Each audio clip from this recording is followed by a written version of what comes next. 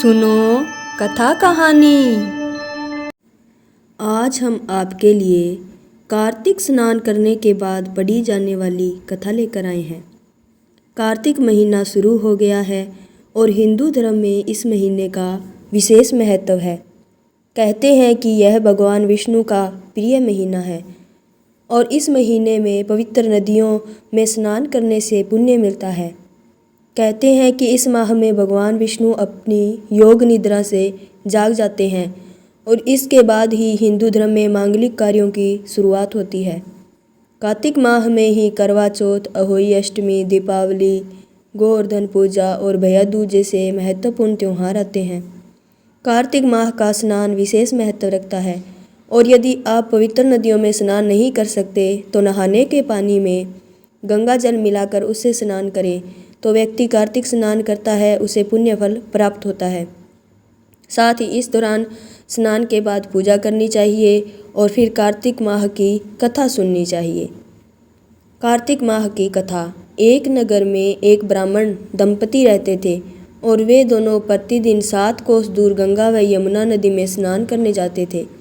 इतनी दूर आने जाने से ब्राह्मण की पत्नी थक जाती थी, इसलिए एक दिन उसने अपने पति से कहा कि हमारा एक पुत्र होता तो कितना अच्छा रहता। पुत्र के बहू आती तो हमें घर वापस आने पर खाना बना हुआ मिलता और बहू घर का काम भी कर लेती।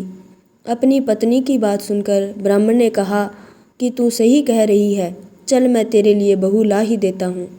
ब्राह्मण ने कहा कि एक पोटली में आटा डालकर कुछ मोहरें रख दे। ब्राह्मण के कहे अनुसार उसने पोटली बांध कर दे दी। पोटली लेकर ब्राह्मण चला गया। ब्राह्मण को सफ़र के दौरान यमुना के किनारे बहुत ही सुंदर लड़कियां दिखाई दी। वे रेत में घर बनाकर खेल रही थी। उनमें से एक लड़की ने कहा कि मैं अपना घर नहीं बिगाड़ूंगी, मुझे तो रहने के लिए यही घर चाहिए। लड़की की बात सुनकर ब्राह्मण मन ही मन सोचने लगा कि बहू बनाने के लिए यह लड़की उचित है। जब वह लड़की जाने लगी तो ब्राह्मण भी उसके पीछे पीछे उसके घर तक पहुंच गया और वहां जाकर ब्राह्मण ने उस लड़की से कहा, बेटी, कार्तिक मास चल रहा है, इसलिए मैं किसी के घर खाना नहीं खाता। मैं अपने साथ आटा लेकर आया हूँ। तुम अपनी माता से पूछो कि क्या वह मेरे लिए आटा छान कर 4 रोटी बना देगी। यदि वह मेरा आटा छान कर रोटी बनाएगी तो ही मैं रोटी खाऊंगा। लड़की ने जाकर अपनी माँ को ये सारी बात बताई। माँ ने कहा, ठीक है, जाओ ब्राह्मण से कह दो कि वह अपना आटा दे दे, मैं रोटी बना दूंगी। जब वह आटा छानने लगी तो आटे में से मोहरें निकली और वह सोचने लगी, जिसके आटे में इतनी मोहरें हैं उसके घर में तो कितनी मोहरें होगी। जब ब्राह्मण खाना खाने बैठा तो लड़की की माँ ने उस ब्राह्मण से पूछा, क्या आपका कोई लड़का है और क्या आप उस लड़के की सगाई करने जा रहे हो। यह सुनकर ब्राह्मण ने कहा कि मेरा लड़का तो काशी में पढ़ने गया हुआ है, लेकिन यदि तुम कहो तो खांड कटोरे से विवाह करके तुम्हारी बेटी को अपने साथ ले जाऊं। लड़की की माँ ने कहा, ठीक है। इस पर लड़की की माँ ने लड़की की खांड कटोरे से शादी करके उसे ब्राह्मण के साथ भेज दिया। ब्राह्मण ने घर जाकर कहा, रामू की माँ, दरवाज़ा खोलकर देख, मैं तेरे लिए बहू लेकर आया हूँ। ब्राह्मण की पत्नी भीतर से बोली, हमारे तो कोई बेटा नहीं है तो बहू कहाँ से लाए। दुनिया ताने मारती थी, अब आप भी ताने मारने लगे। ब्राह्मण ने कहा, तू दरवाज़ा खोलकर तो देख। जब ब्राह्मण की पत्नी ने दरवाज़ा खोला तो देखा कि सामने बहू खड़ी है। उसने बहू का स्वागत किया और आदर सत्कार से अंदर ले गई। अब जब ब्राह्मण अपनी पत्नी के साथ नदी स्नान करने जाता तो पीछे से बहू घर का सारा काम करके और खाना बना कर रखती थी। वह उनके कपड़े धोती और रात को हाथ पैर भी दबाती थी। इस तरह बहुत दिन बीत गए। ब्राह्मणी ने अपनी बहू से कहा कि बहू, कभी भी चूल्हे की आग मत बुझने देना और मटके का पानी खत्म मत होने देना। परंतु एक दिन चूल्हे की आग बुझ गई। यह देखकर बहू घबरा गई और भागी भागी अपनी पड़ोसन के पास गई और कहा कि मेरे चूल्हे की आग बुझ गई है, मुझे थोड़ी आग चाहिए। मेरे सास ससुर बहू सुबह स्नान करने गए हुए हैं, वह थके हुए घर आएंगे, इसलिए मुझे उनके लिए खाना बनाना है। यह सुनकर पड़ोसन ने कहा कि तू तो बावली है, तुझे यह दोनों मिलकर पागल बना रहे हैं। इनके कोई पुत्र नहीं है और ये निसंतान है। बहू ने कहा, नहीं, ऐसा मत बोलो, इनका बेटा तो बनारस काशी में पढ़ने गया हुआ है। इस पर पड़ोसन ने कहा कि यह तुझे झूठ बोल कर लाए हैं, मेरी बात सच मान, इनके कोई बेटा नहीं है।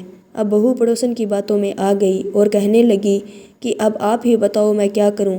पड़ोसन ने कहा कि करना क्या है, जब तुम्हारे सास ससुर आए तो जली हुई रोटियां बनाकर दे देना और बिना नमक की दाल बना देना और खीर की करछी दाल में और दाल की करछी खीर में डाल देना। पड़ोसन ने उसे अच्छे से सिखा पढ़ा दिया और फिर जब उसके सास ससुर घर आए तो उसने न तो उनका आदर सत्कार किया और न ही उनके कपड़े धोए।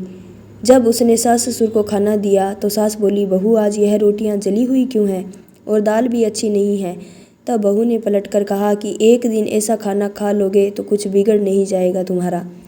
सास ससुर को खरी खोटी सुनाकर वह फिर से पड़ोसन के पास गई और बोली कि अब आगे क्या करना है। पड़ोसन ने कहा कि अब तुम सातों कोठों की चाबी मांग लेना। अगले दिन जब भी स्नान करने के लिए जाने लगे तो बहू अड़ गई कि मुझे तो सातों कोठों की चाबी चाहिए। तब ससुर ने कहा कि इसे चाबी दे दो और सास ने बहू को चाबी दे दी। सास ससुर के जाने के बाद जब बहू ने दरवाजे खोले तो देखा किसी में अन्न भरा था, किसी में धन और किसी कोठे में बर्तन पड़े थे। जब उसने सबसे ऊपर वाला सातवां कोठा खोला तो देखा कि शिवजी, पार्वती माता, गणेश जी, लक्ष्मी माता, पीपल पंथवारी, कार्तिक के ठाकुर, राई दामोदर, तुलसी जी का बिड़वा, गंगा यमुना और 33 कोटि देवी देवता विराजमान हैं। वहीं पर एक लड़का चंदन की चौकी पर बैठा माला जप रहा है। यह सब देखकर उसने लड़के से पूछा कि तुम कौन हो।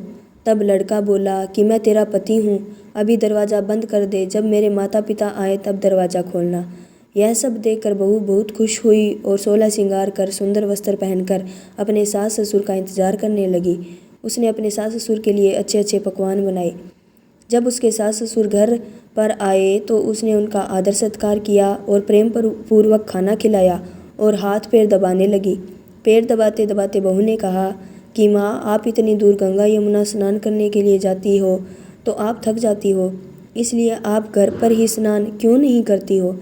यह सुनकर सास कहने लगी कि बेटी, गंगा यमुना घर पर तो नहीं आ सकती। तब उसने कहा, हाँ माँ जी, बहती है, चलो मैं आपको दिखाती हूँ। जब बहू ने सातवां कोठा खोलकर दिखाया तो उसमें शिव जी, पार्वती जी, गणेश जी, लक्ष्मी जी, पीपल पंथवारी, कार्तिक के ठाकुर, राई दामोदर, तुलसी जी का बिड़वा, गंगा यमुना बह रही थी और 33 कोटि देवी देवता विराजमान थे। वहीं चौकी पर बैठा एक लड़का माला जप रहा था। माँ ने उसे देखकर कहा कि बेटा तुम कौन हो। लड़का बोला, माँ मैं तेरा बेटा हूँ। तब ब्रह्मणी ने पूछा कि तुम कहाँ से आए हो। लड़के ने जवाब दिया कि मुझे कार्तिकेय ने भेजा है। माँ ने कहा, बेटा यह संसार कैसे मानेगा कि तू मेरा बेटा है। माँ ने कुछ विद्वान पंडितों से मदद मांगी। पंडितों ने कहा, इस पार बहू बेटा खड़े हो जाए और उस पार माँ खड़ी हो जाए। माँ ने चमड़े की अंगियाँ पहनी हो और छाती में से दूध की धार निकलकर बेटे की दाढ़ी मूछ भीगे और पवन पानी से गंठजोड़ा बंधे, तब मानेंगे कि यह इस माँ का ही बेटा है। उसने ऐसा ही किया। चमड़े की अंगियाँ फट गई और छाती में से दूध की धार निकलकर बेटे की दाढ़ी मूछ भीग गई। पवन पानी से बहू बेटे का गंठजोड़ा बंध गया। यह सब देखकर ब्राह्मण और उसकी पत्नी की खुशी का ठिकाना ना रहा। जैसे ब्राह्मण और ब्राह्मणी को बहू बेटा दिया, वैसे सबको देना। कहते हैं कि इस कथा को पढ़ने से मनुष्य की सभी मनोकामनाएं पूर्ण होती है। जय श्री हरि, जय लक्ष्मी माता।